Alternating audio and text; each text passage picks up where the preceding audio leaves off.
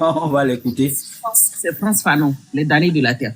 Oui, c'est ça. France Fallon. Frère, France Fanon, c'est une figure panafricaniste des années 70. Il a aussi il a écrit plein d'autres livres, mais celui qui est le plus connu, c'est Peau noire, masque blanc.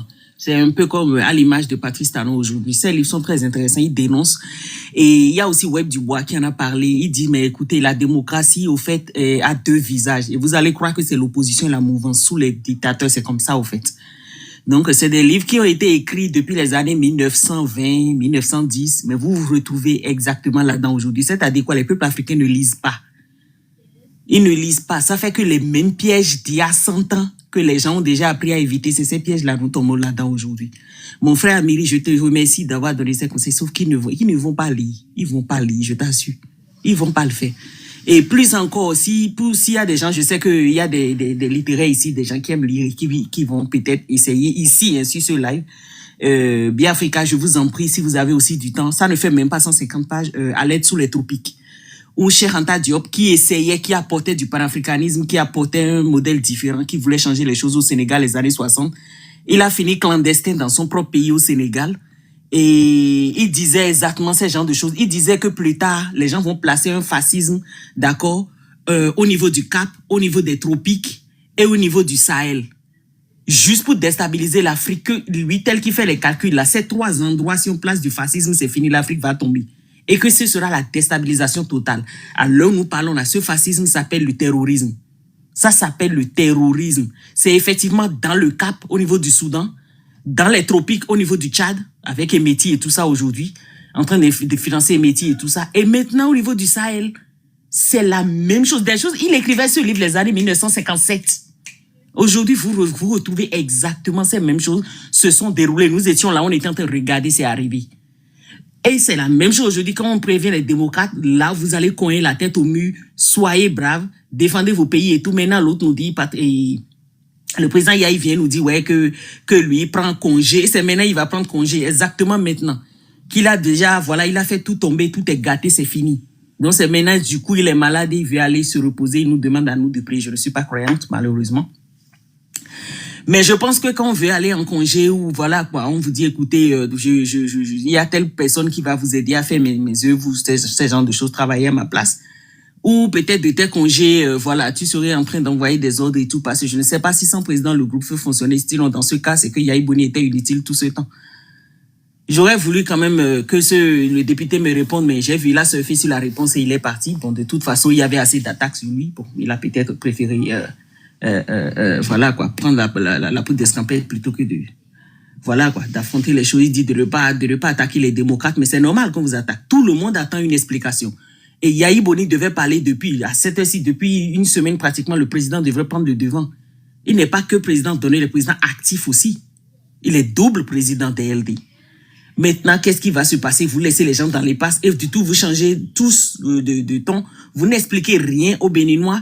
Vous ne dites pas, écoutez, voilà, nous avons échoué. Non, vous ne le dites pas. Vous commencez à nous dire, ouais, voilà, il y a les élections municipales. Les gars, vous allez finir chef quartier en acceptant juste tout ce qu'on vous donne et continuer comme ça. C'est de la lâcheté. Il y a une lutte qui est devant. Si vous ne voulez pas la faire, vous pensez que les autres vont faire à votre place et que vous allez venir vous placer à la tête, voilà, et continuer demain ou je sais pas quand. Mais ça ne passe pas comme ça. Les gens vous ont confié quelque chose et vous avez échoué, mais vous allez faire le point. Il faut faire le point aux Béninois. Monsieur Yahi Boni, vous devez nous faire le point, pas seulement de votre sortie. J'étais choqué d'entendre qu'il est allé voir le président Patrice Talon en tant qu'ancien président de la République. Il a été assez clair et j'ai pas aimé du tout cette phrase. Il a dit, écoutez, je suis allé voir le président Patrice Talon en tant qu'ancien président de la République. Il n'est pas allé en tant que président des LD. Donc, il n'est normalement pas allé, c'est-à-dire le but dans lequel il est allé voir le président, ce n'était pas pour parler des LD, mais pour parler du pays. Il change de veste. C'est pour dire les LD, ce n'est plus son calcul. Il parle là en tant qu'ancien président de la République. Un ancien président de la République qui voit que le pays, ça ne va pas. Le parti politique là-bas, LD, voilà, c'est en train c'est mis au chaos. Il y a un dictateur qui a kidnappé le pays. Bon, ils n'ont qu'à faire la lutte là-bas. J'ai déjà fait mes 10 ans. Et voilà, maintenant, je me sens plus bien. Je vais me retirer complètement. Vous ne me verrez plus. Et voilà, au revoir. Je n'ai pas vu quelqu'un qui déployait ses ailes patriotiques quand j'écoutais ses audios. Monsieur Yahi Boni, j'ai vu votre lâcheté, je vous assure. Ce n'est pas possible. Vous avez fait tomber tout un parti politique. C'est-à-dire, tous les Béninois qui ne sont pas d'accord avec Patrice Talon sont obligés aussi de se taire, de croiser les bras et de regarder les images passer, simplement. C'est tout ce qu'ils vont faire. Ils n'ont que les yeux pour pleurer. Vous avez déjà commencé par élire, voilà, je dis bien, vous avez commencé par élire Agbodjo, espérant d'accord que les 28 députés choisis, je ne sais pas par quelle magie ces 28 vont rester, sans rien dire pendant tout ce temps et du coup tout ira bien jusqu'aux élections. Je ne sais pas par quelle magie vous avez espéré que les choses allaient se passer bien. Vous saviez que ça tomberait. Donc, je pense que moi, en tout cas, si un président d'un parti politique, je ne sais pas si c'est parce que c'est le président Yahi Boni, ou bien si c'est les autres qui sont là à nous prêcher maintenant l'évangile, je ne sais pas encore que nous sommes dans un pays laïque, je ne sais pas ce que vous faites du sécularisme. Là, et on fout tout là dans un verre et on vous dit, voilà, buvez ou et taisez-vous, quoi, en fait. C'est ce qui se passe. Moi, j'ai écouté Yahi Boni ce soir, j'ai dit, bon, ça c'est encore une déception de plus. J'ai comme l'impression maintenant qu'il faut monter patte blanche, qu'il faut dire, écoutez, je suis chrétien avant de rentrer dans le groupe et voilà, on espère et quand ce n'est pas passé, ok, au suivant. On ne fait même pas le point. Les gars, mais vous travaillez pour les Béninois. Et le pire, c'est que nous sommes dans un régime totalement dictatorial. Je me demande ce qu'on reproche au communisme tout ce temps. Avec ce qui se passe aujourd'hui. C'est exécrable, en fait. De travailler des années, de prendre autant d'argent selon un truc là de Mouel Bénin. Je crois que les LD ont gagné en 2024, je crois que c'est 1,5 milliard qu'ils ont coûté à l'État béninois. Cette année, je ne sais pas encore combien. Et tout ça là pour dire, ok, c'est tombé, j'ai essayé, c'est pas grave, bon, moi je suis malade, voilà, je me retire, au revoir. Et le candidat aussi dit, ok, au revoir, je dépose. Et l'autre jour, je ne sais pas où il est, et on apprend qu'il y a un député qui a quitté, bon, il reste 27. Donc, Sojino est toujours là en tant que député et il refuse de donner son parrainage, il va le conserver à coup sûr. Et ça continue comme ça, tranquille, tout va bien. On passe au suivant.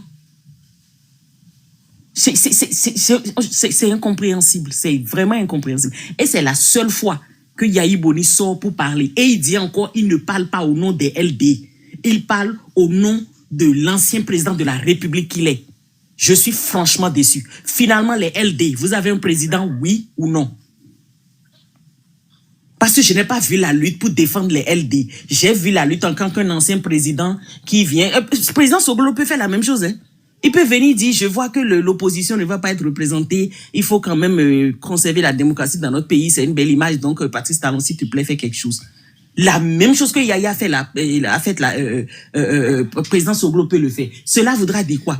Yahi Boni est passif à la tête des LD. Il est là juste pour accomplir sa mission. Et c'est fini, il reste passif. C'est tombé, c'est pas tombé, on s'en fout. Autrement dit, les LD n'ont jamais eu de tête. Il n'y a pas de tête, il n'y a pas de leader. Ils se sont trompés tout ce temps. Bon, nous, on savait déjà qu'il n'y a pas opposition. Mais on sait qu'on a un peuple qui est à plus de 50% illettré. Là, le taux d'analphabétisme est encore élevé chez nous. D'accord, on l'accepte. Je retire le mot illettré, je préfère utiliser analphabétisme. Maintenant, pour eux, je ne suis pas d'accord avec le président, donc je suis avec l'opposition. Ils ne se rendent pas compte que c'est une manipulation, c'est un jeu. Nulle part au monde entier, un président de la République n'a pris la tête de l'opposition. Mais d'accord, on en est là. Président de la magistrature suprême, c'est encore le président. La loi est pliée devant lui, point. Et c'est là maintenant que mon président a vu quand même cette amabilité d'aller voir le président. On dit, bon, les LD, le président des LD est allé voir, mais il n'est pas allé voir le président en tant que président des LD. Et montrez-moi un seul discours qu'il a fait au nom du président des LD. À cette heure-ci, Yahi Boni devait être en train de balancer des discours chaque jour. C'est chaud ce qui se passe. Mais non, rien, zéro, tout va bien, on continue. Et on ne parle même plus de ça, on se tourne vers les élections législatives arrivent, les élections communales, vous foutez des gens. Il y a une lutte qui vous attend. C'est pas l'acheter, on ferme les yeux. Je vous invite encore à la résistance. Je vous invite encore à déployer vos ailes patriotiques. Je vous invite encore à ne pas laisser les Béninois qui ne sont pas d'accord avec Talon et qui sont justement la majorité tomber. Ne les laissez pas tomber. Le Bénin a besoin maintenant que ceux qui luttent pour lui, là, c'est maintenant ils vont se montrer. Ce n'est pas maintenant là ils vont croiser les bras. C'est pas maintenant on va dire oh, c'est déjà gâté. Non, non, non, c'est plutôt maintenant même que ça commence.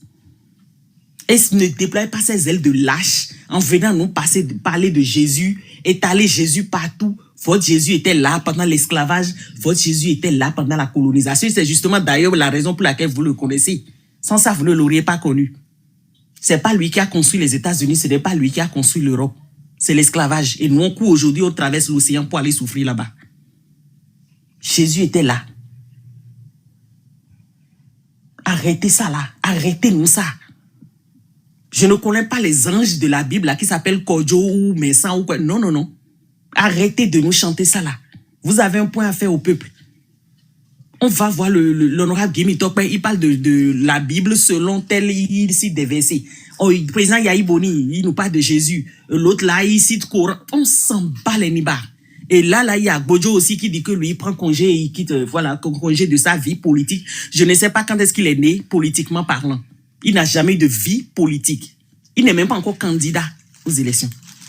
Il me parle de vie politique. À un moment donné, les gars, arrêtons ça. Arrêtez de vous foutre des gens. Les LD doivent faire le point aux Béninois. C'est un devoir. Ils sont en train de fuir leurs responsabilités. Ils doivent porter leur couille. Et ils doivent penser à la résistance. Quand on est tombé, on ne laisse pas tous les enfants. Quand on est un père de famille qui est tombé, on ne laisse pas tous les enfants aux mains des ennemis. Non, on se bat jusqu'au bout. Et je pense que Yahi Boni est en train de fuir ses responsabilités. Ou alors, il joue son jeu de lâche. Mais d'accord, quitte, cédez le passage. Mettez-nous un bon gars là, il nous fait un bon travail, s'il vous plaît. Il y a une lutte à faire. Et là, j'en appelle au patriotisme de chaque Béninois. Arrêtez de vous foutre des gens. Les LD, vous nous devez des explications. C'est un fait. Merci, Biafrika.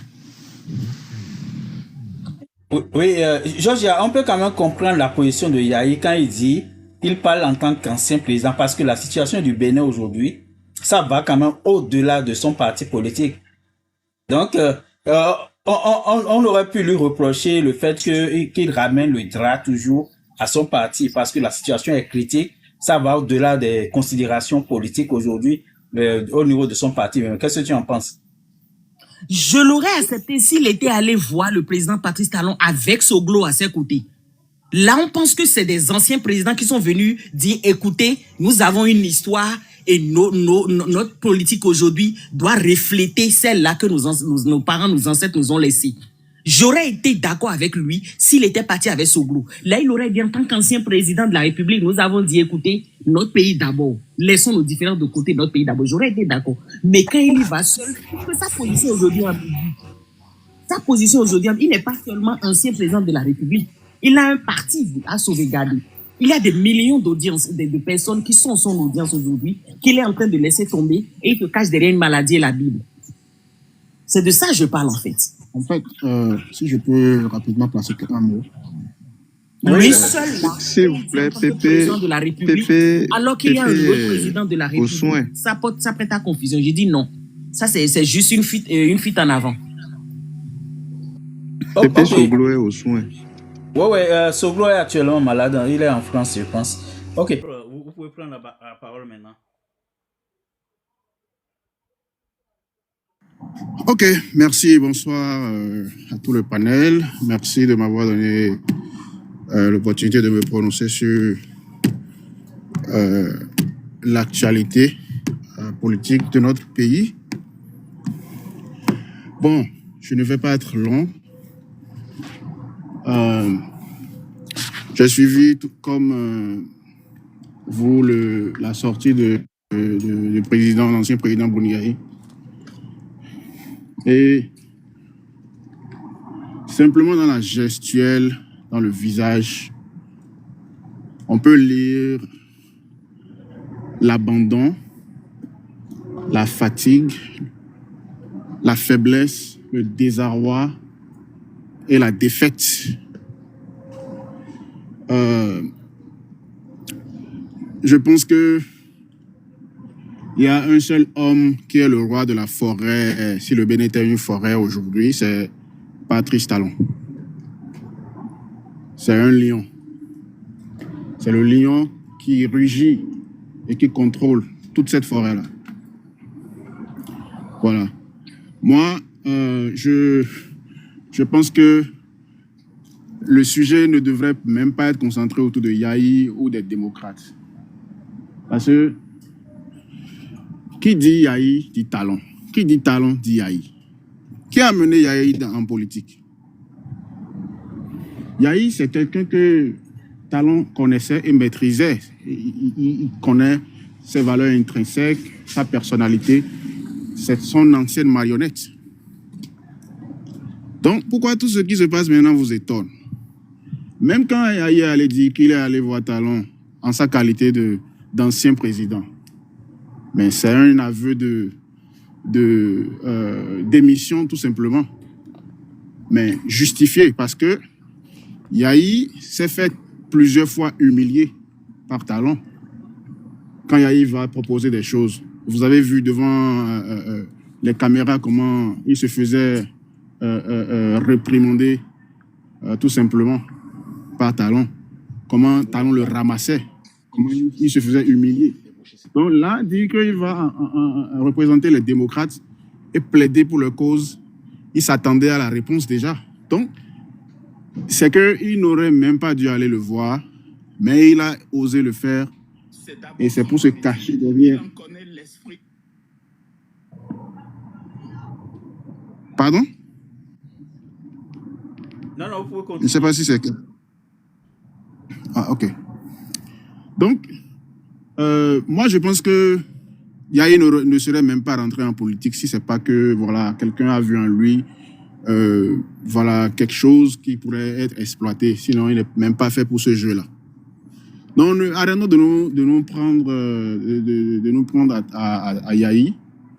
C'est quelqu'un qui est déjà maîtrisé par celui qui l'a emmené dans le jeu. Et ce n'est pas aujourd'hui que maintenant ça va nous étonner de voir tout ce qu'il est en train de faire. Hein? C'est à nous maintenant de prendre en main le destin de ce pays-là, de créer un mouvement nouveau avec tout un nouveau mode de fonctionnement. Je sens dans ta voix vraiment de l'énervement. Et c'est normal. Parce que tu adores ton pays. Tu adores ton pays et tu n'aimes pas l'injustice. De même que moi, de même que tous ceux qui sont de ce côté-là. Parce que tout ce qu'on réclame, c'est l'équité, le partage équitable de la richesse ou des richesses minables que nous avons. Moi, par exemple, je serais d'accord si Talon appelait tout le monde. Il veut qu'on se rallie à lui. OK. Qu'il appelle tout le monde et qu'on s'asseye pour définir le mode de fonctionnement, le plan de développement commun qui va faire l'unanimité, qui va en fait être défini par toutes les composantes du pays, que ce soit les politiques, les hommes de la société civile, jusqu'à l'agriculteur de Bani Kouara, que tout le monde y participe. Et on dresse ce plan-là, peut-être ça sera un plan sur 30 ans, et on définit les stratégies d'accomplissement de ce plan-là. Si c'est lui qui va rester à la tête, moi je m'en fous. Pourvu que ce soit quelque chose qui concourt au bien-être de tous les Béninois. C'est tout ce qu'on veut. Moi c'est ça en fait. C'est là où j'en veux en fait à ces gens-là de ne pas avoir essayé quand Sodine aurait, parce que j'ai entendu d'autres versions sur ce panel ce soir, sur ce qui s'est passé. Mais si c'est que Sodine aurait effectivement voulu imposer son candidat, si ces gens-là du Parti Les Démocrates étaient vraiment unis autour d'une cause commune qui est celle de la défense des sans-voix, ils auraient dû mettre le candidat de Sodino pour voir s'il va maintenant sortir son parrainage. Parce que la tête de celui qui va diriger ce mouvement ou qui sera candidat ne compte pas en fait normalement. C'est ce que nous défendons qui devrait compter.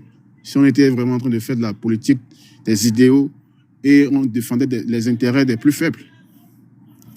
Donc, moi, je verrai bien ce qui va se passer quand Talon dit qu'il veut tout le monde autour de lui.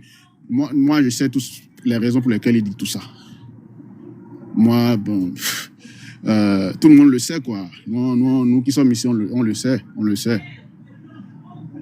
Mais ce qui me fait peur, c'est que Vidjenay, en fait, c'est malheureusement une mauvaise nouvelle pour toi. Je l'ai dit à Rofifana, c'est pas de leur faute s'ils ne sortent pas. C'est pas de leur faute s'ils ne se mêlent pas à une lutte. Mais la tête non, les gens ne comprennent même pas qu'il y a des enjeux, en fait. Non, c'est pas qu'ils savent, en fait, le problème et qu'ils ne veulent même pas intervenir. Ils sont carrément ignorants. La génération Z qui est partout, qui se lève, en qui les pays, les trucs là, le peuple fait confiance. Parce que qu'est-ce qu'ils font les luttes dans un pays? Ce sont les tout jeunes, ceux de la vingtaine. Toi qui es déjà dans la trentaine, proche de la quarantaine, qui a des enfants, avant de faire certaines choses, tu vas réfléchir par deux. En pire, tu es dans la cinquantaine, mais ce sont les tout jeunes qui ont du sang frais, qui sont devant et qui sont coachés par les plus âgés. Mais ceux-là, mais ils ont été comme génétiquement modifiés entre griffes, si je peux le dire ainsi. Dans la tête, c'est autre chose. Et il faut que tu aies parce que il est fabriqué, enseignement, éducation, c'est différent de ce que toi tu as reçu, de ce que nous avons reçu. Parce que nous, ça nous permet de réfléchir autrement, de voir les choses dans deux sens, dans plusieurs sens. Mais eux, ils ont été à l'école, le maître a fait en sorte que ils ne voient que dans un sens et du superficiel, ce qui dit et le matériel. En fait, ils sont dans un autre monde. Ils sont dans un autre monde. Donc, si on doit réveiller tout cela, c'est un travail de fond à faire. C'est un travail de fond. Le chantier est vraiment énorme. Le chantier est gigantesque. Le chantier est gigantesque. Donc, moi, franchement, je pense qu'il faudrait que nous commencions par, à un moment donné, définir un plan d'action. Ce sont des stratégies. Ne soyons pas pressés. On travaille dans le calme. On s'organise. Et l'alternance va arriver un jour. Ils n'ont qu'à prendre le pouvoir, ils n'ont qu'à faire ce qu'ils veulent. C'est sur le point de temps. Mais ce qui est sûr, c'est que ça va se passer, ça va se produire. Et ça sera en fait sous fond de souveraineté, parce que ça ne sera pas quelque chose qui sera encore raccordé à quelqu'un qui tire les ficelles là-bas, parce qu'eux jouent leur survie chez nous. Parce que c'est ça en fait le fond de la chose. Si certains dirigeants en Afrique se permettent de faire certaines choses, c'est parce qu'ils ont des bénédictions. Hein?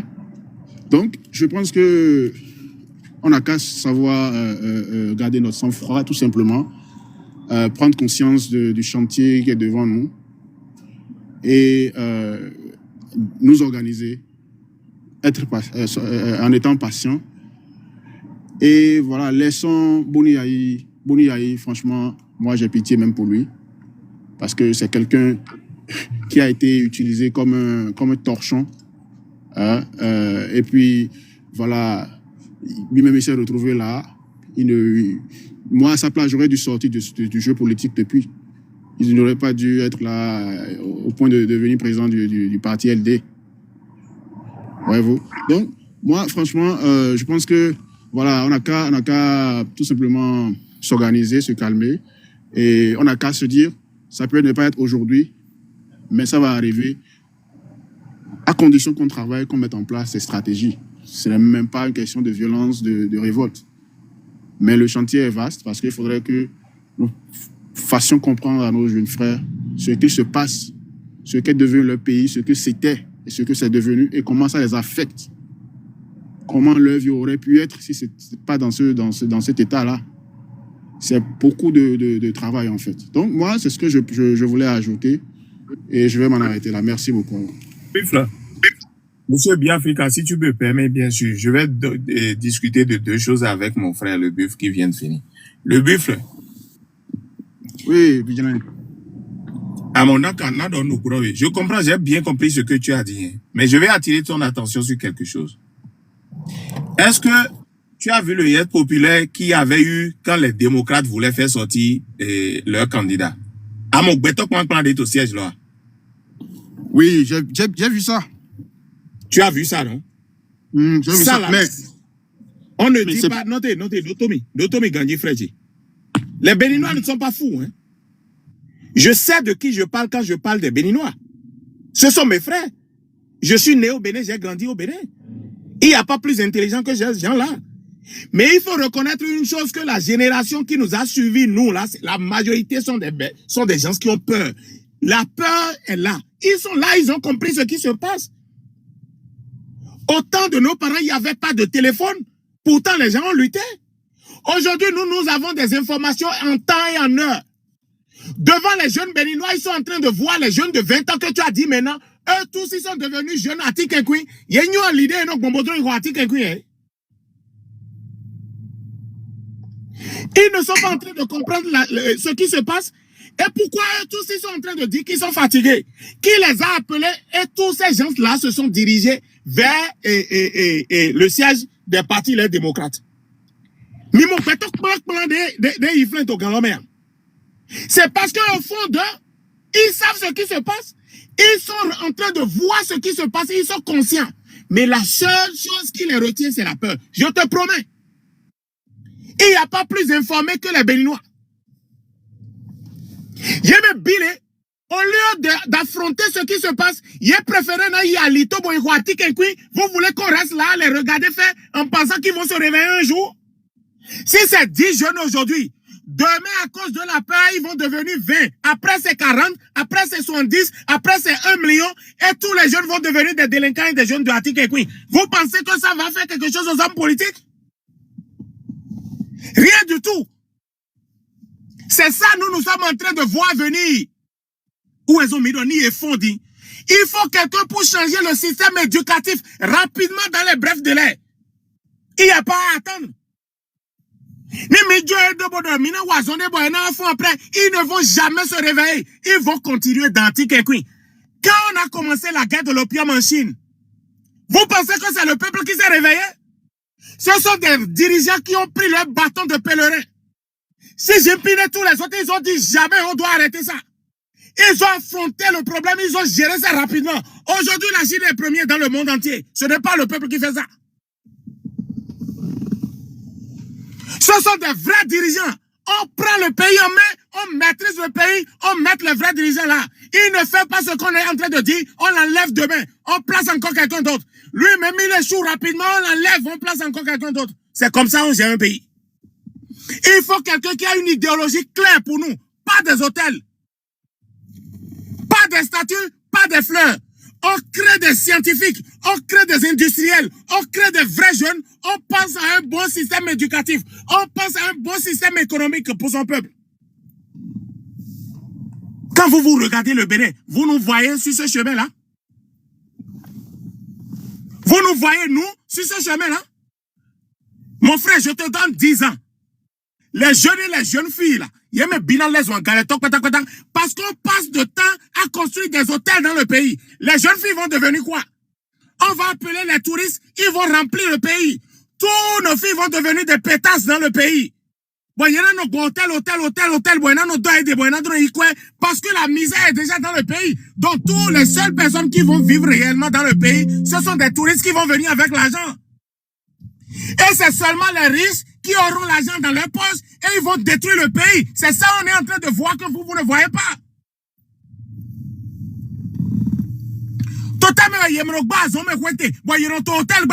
C'est le développement. Les jeunes n'ont pas de boulot. On construit plus de 24 terrains de foot. Qui veut aller jouer dessus? Avec des prêts. Les jeunes là vont prendre conscience quand? Dans la misère, ils n'arrivent pas à manger. Si la pauvreté là continue comme ça, la seule solution pour eux, c'est Atikekwi. Nous nous prenons encore les comme Azotae, comme ça, la whisky et tout ça, parce qu'ils n'auront plus rien. C'est ça on appelle la détresse et nous allons perdre notre jeunesse. Niedjomi, vous allez comprendre. Niedjomi, laissez ça comme ça. Je ferai tout pour que cela n'arrive pas. Le bœuf, c'est ça qui nous attend. Je t'ai bien suivi. Hein. Et en fait, tout ce que tu dis là, c'est ce qui se passe déjà en fait. C'est pas que ça va se passer ou bien ils vont devenir... Non, ils sont déjà comme ça. C'est ce que je suis en train de te dire. Si tu prends la masse qui est allée la dernière fois au siège de la Sénat, je crois, à Zembelele, ouais, je te dis, il y a plus de gens plus âgés que cette jeunesse dont on parle là. Parce que ceux-là ont déjà mené cette lutte-là. Et ce sont ceux qui sont beaucoup plus concernés. Ils ont la passion. Ils savent ce qui se passe. Je l'ai aidé au nouveau, mais je te dis, ils sont dans l'argent, dans Sata, dans Blolé, des trucs, les filles, c'est autre chose, n'en parlons même pas. Donc, c'est ça. Et cet état de fait-là arrange en fait le système. Ça arrange le système. Si jamais, et des systèmes éducatifs dès changer les lois, tu vas voir, il y aura des interventions, ils vont encore bloquer ça rapidement. Le truc est là, c'est profond, parce que ça arrange certaines personnes. C'est ce que je suis en train de dire. On se rejoint en fait. Tu vois, c'est déjà le présent. C'est déjà le présent. C'est du n'importe quoi au sein de la jeunesse béninoise aujourd'hui. On peut même pas, si on commence pas à en parler aujourd'hui des vices, des choses qu'on remarque à Cotonou seulement et dans toutes les autres contrées du Bénin, mais on va pas en finir. Mais c'est des comportements déviants, des trucs sans valeur, sans moralité et tout. Hein? Donc, c'est ça. C'est un travail de fond. C'est un travail de fond. Malheureusement, nous, on n'a pas encore cette capacité-là de changer les choses. Mais, comme je l'ai dit, si on y travaille, on définit un plan d'action, on peut y arriver.